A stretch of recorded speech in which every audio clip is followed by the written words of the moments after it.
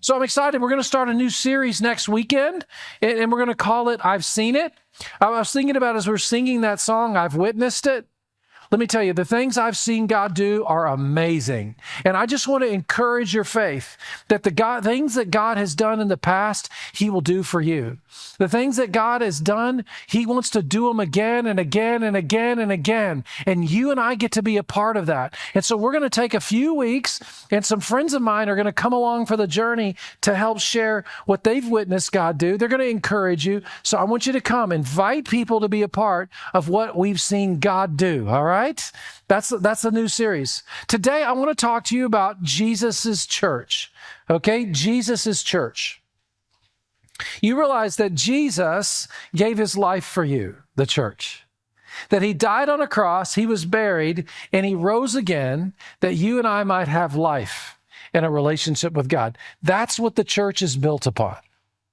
I've been thinking about this because I really feel like the things that have gone on in recent years in our world have kind of turned things around. Things are different. Things are kind of chaotic and confusing. Can I say that? When you look at the news and what's going on in our world, it's kind of like, wow, how did we get here? What's going on? And I've prayed about it. I've thought about this, and I rewind, and I think, a big shift took place back in 2020. We all knew it at the time. When COVID rolled through, it impacted everybody. It was the first time in my life that I've seen something have a global impact in that way, in such a sudden way. And when it hit us, one of the things that we did was we began to pray, Lord, show us the truth.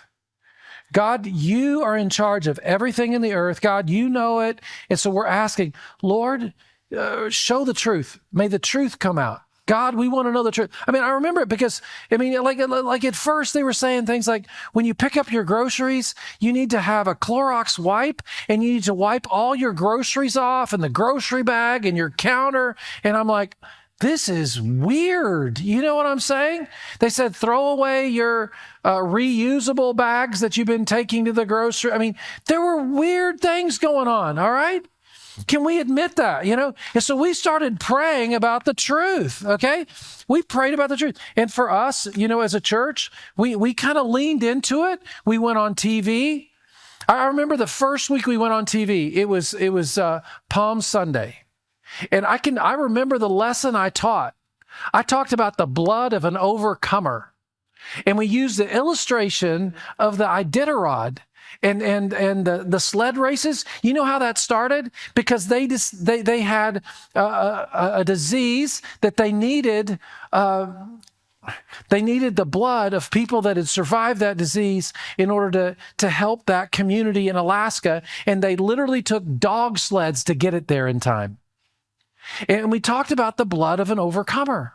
And I was pointing everybody in our community to Jesus as the sacrifice for us. So what we did in that season was we leaned into being the church, and we just let everybody in Columbus know that. If you want to go back, you can. I'm pretty sure it's on our website. You can watch all those old TV episodes we did that year. It was an exciting time. But we began to pray for the truth to come out.